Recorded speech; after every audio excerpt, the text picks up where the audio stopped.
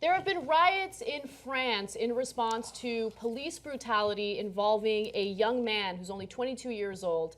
Video shows cops not only roughing him up, but allegedly sodomizing him with a baton.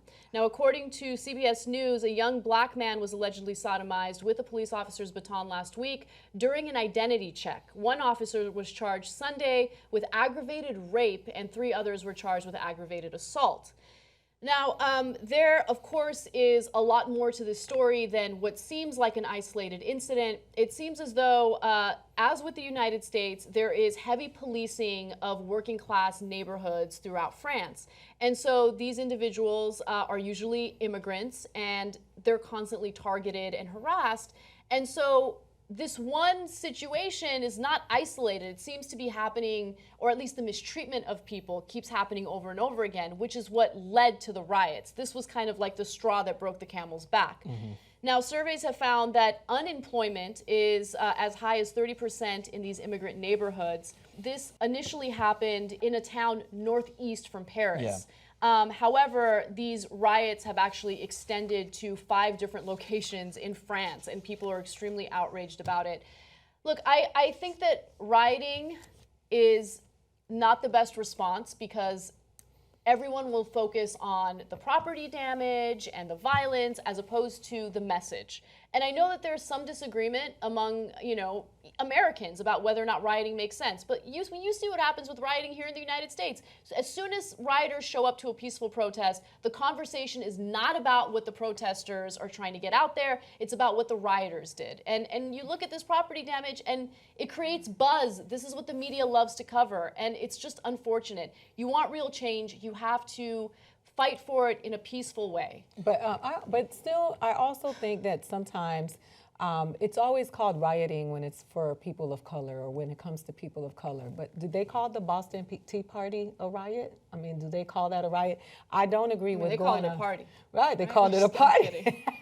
But I don't agree with going out and being destructive, and I don't agree with going out and burning stuff down. But I do understand that there are some people who don't have the benefit of an education, that they live in these poor neighborhoods. They don't have the resources, and sometimes acting out this way is all that they know how to do. When I looked at those images, there were some people that were protesting. They were holding up signs, and they looked like they were peaceful. The rioters show up, and now it becomes a riot. But you know what? They tried to do it so much with the march, with the women's march, and nobody gave them any of the ammunition, and they couldn't do it. But that's okay. So I love that you brought up the women's march, and I'm sorry to interrupt you, but I think the women's march was an example of an extremely successful protest that happened in major cities throughout the country, and it's because they had nothing on us. You know, like they wanted so badly for violence to break out, and it didn't. Right? It was very peaceful. It rubbed Donald Trump the wrong way, right? He tried to brush it off, but it definitely got under his skin. That is a successful protest. And I get it. I totally understand what happens when you feel like you're not being heard, you're angry, and you want to lash out. Sometimes that results in a violent reaction. Sometimes it results in you saying things that maybe you shouldn't say, right? But nonetheless, we have to fight injustice in a way that's effective, and rioting is not effective. So what we have to do is, I think, I'm sorry. No, you gotta go, because I grew up in a community that rioting was very prevalent. I grew up in Miami. They had McDuffie riots, Neville Johnson riots.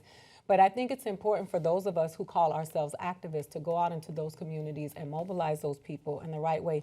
Because as anybody would say, that there's no greater opponent than a man who feels like he has nothing to lose.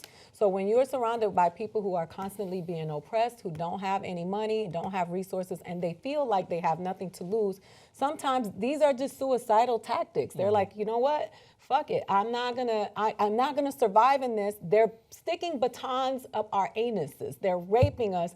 What else do we do to get people's attention? Because nobody cares about us.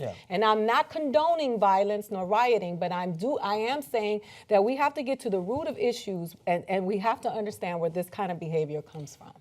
I agree with points you both made. I also disagree with a couple of them. The reason I was so upset when I watched the coverage back of the Berkeley protest, right? Regardless, there was stories about right-wingers sending in protesters there to cause problems so that it would end up looking like the protest didn't mean anything, and that's what got under my skin, because those that are looking to tarnish and disregard the power of peaceful protest will just look and zone in on those small actors, those bad actors that at times I am aware, I have witnessed people at protests that have tried to cause problems.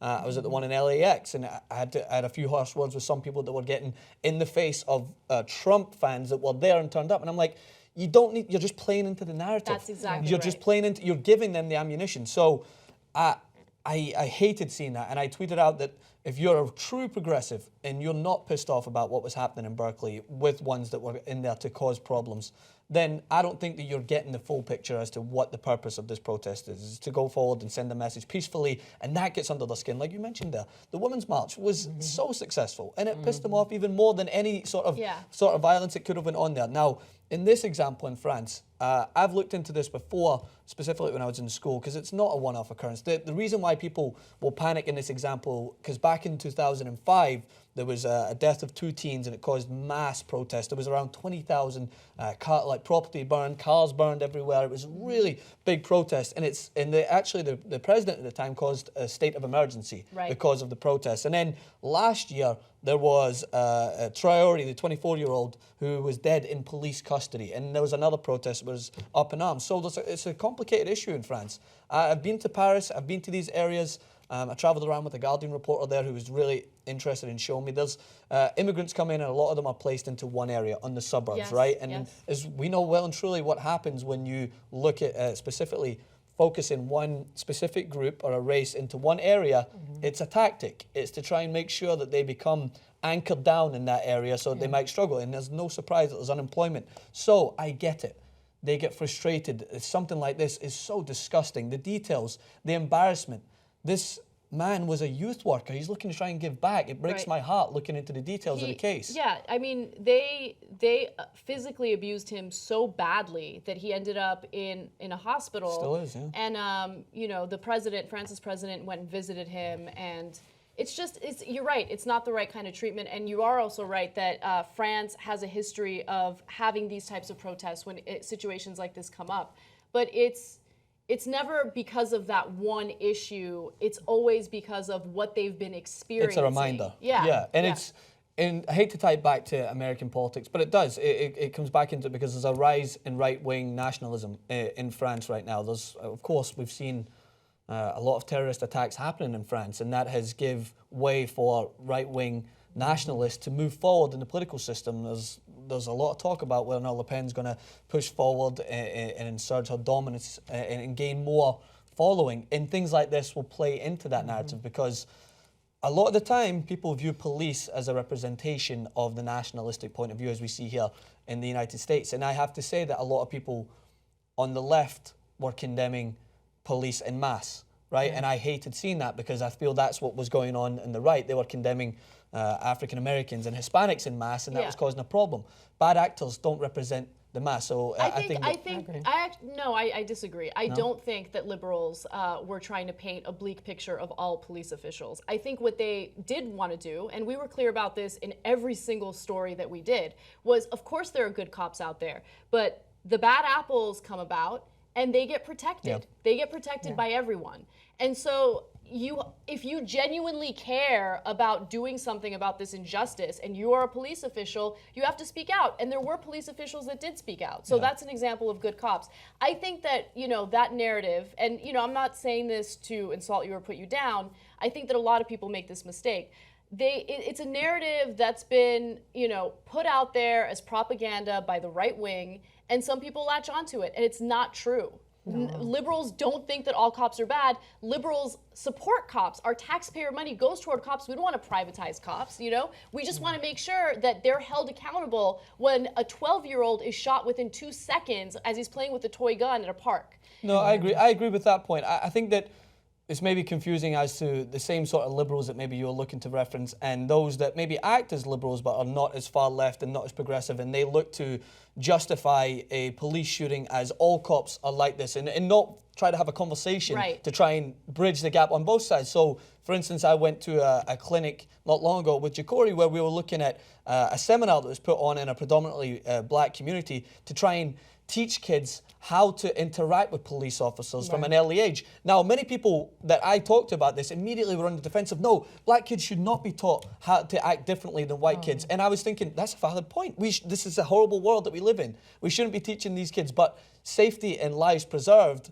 is a priority that I uphold. So I was pushing that message, and a lot of people were responding with the hateful rhetoric that no, because the cops are going to shoot them anyway. Well, I don't believe that. I can't believe that. I think that there's so many law officers in law enforcement that are undertrained. A lot of them have racial points of view that they literally use their badge to push forward. So I seen what happened in my point of view by condemning a lot of people in mass based on the actions of some, and I feel like you may disagree, and I feel like it was part of the reason that we got who we got in the presidency, and I feel like it's important not to normalize it, but I feel like it's important to have a conversation and see where both sides, because the divisiveness is prominent. You're either, if you say you're for Black Lives Matter, it meant you were against police, right?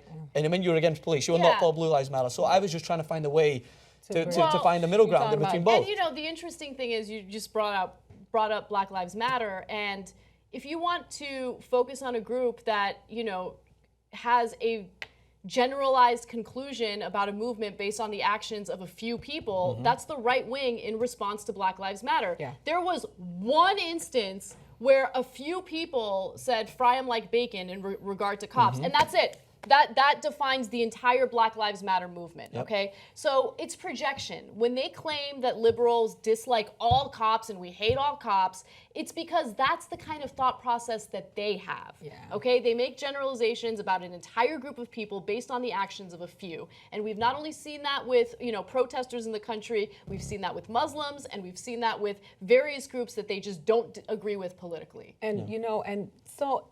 and with regard to the police officers, I think that there is a certain level of accountability that cops need to be held. And if you are in the presence of an injustice and you are quiet about that injustice, then you are participating in that injustice. And I don't think, so the thing that makes me upset is, like, when I talk to people who are conservatives and they call themselves Republicans, they always assume that I'm a Democrat because I'm a woman of color. So you hear them talking to people. There are a lot of people who are speaking out about injustices, speaking about politics, and speaking out about social issues, who don't have a certain level of education or have not evolved to a certain place. They only feel like, I'm from the ghetto, so when they think about oppression, the face of oppression looks like you. So automatically they make this assumption that everybody that looks like you is trying to get them, you know. And I'm not saying everybody, I'm just saying it's just that those generalizations are different and are dangerous, and that is what the right does. I don't know anybody who thinks that all police officers are bad, because most of us who are not rich usually have cops that are in our circle because it's a blue collar job. And most people that are cops, you know, are not bad people. They are just trying to survive in communities that they're not familiar with, and they are afraid, and they're trying to survive. That is the real issue. But we keep making excuses for the people who sit around and watch other people abuse other people and not say anything. And that is a problem, because you're not going to sit and watch somebody get mistreated. If you have the power to help, you're not going to do it. And that's an issue of humanity. And so when you hear people saying these statements about police officers, they're just calling upon those that are silent, calling upon their humanity and saying, if you're watching it, we need you to say something, because they don't believe us. And that is where the real issue is, I think. And I don't think all police officers are bad. I've had some good ones rescue me from some issues that nobody else could rescue me from. If you want to see this happen, donate $3, $20, $27, whatever you can afford. You know that if everybody that's watching this video donated right now, we could stop the fundraising, because we'd have enough. So go to tytnetwork.com/go. We'll wait while you make the donation. Thank you for doing it and for building a great new journalism team. And thanks for watching.